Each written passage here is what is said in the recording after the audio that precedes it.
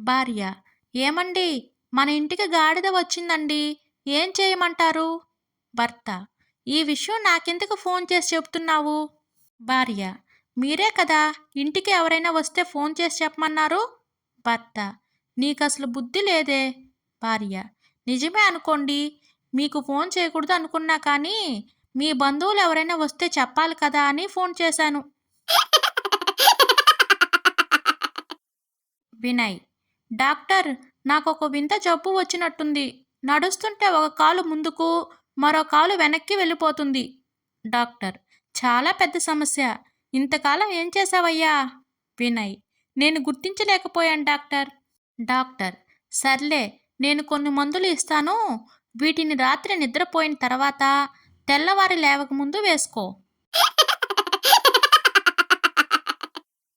తల్లి: ఏమైందమ్మా, ఎందుకు ఏడుస్తున్నావు?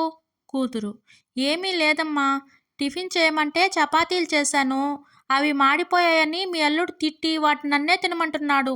ఇందులో నేను చేసిన తప్పేంటి చెప్పు? తల్లి: అయ్యో తల్లి, నీ తప్పేమీ లేదమ్మా. మాడిపోయే పిండి తెచ్చిన అల్లుడిదే తప్పు. కర్ర పట్టుకుని అల్లుడితోని తినిపించు. రవి: అరే రాజు, రేపు నా పెళ్ళిరా. రాజు: ఇది నీ జీవితంలో అద్భుతమైన రోజు. ఫుల్గా ఎంజాయ్ చేయి మిత్రమా. రవి: అరే, నీకు అర్థమైందా? నా పెళ్ళి ఇవాళ కాదు, రేపు. రాజు: అందుకే కదరా ఇవాళ అద్భుతమైన రోజు అని చెప్పాను. కవిత: ఏంటే ఒంటరిగా వెళ్తున్నావు పెళ్ళికి? రామ: మొగుడిని తీసుకుని పెళ్ళికి, పిల్లలను తీసుకుని యాత్రకు అస్సలు వెళ్ళకూడదు. అందుకే ఒంటరిగా వెళ్తున్నా. Missed call, miss call, misses call. మొదటిది ఫోన్ చూసి పక్కన పెట్టేస్తాం.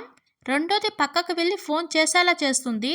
మూడోది చూడగానే అన్ని పనులు ఆపేసి మాట్లాడేలా చేస్తుంది.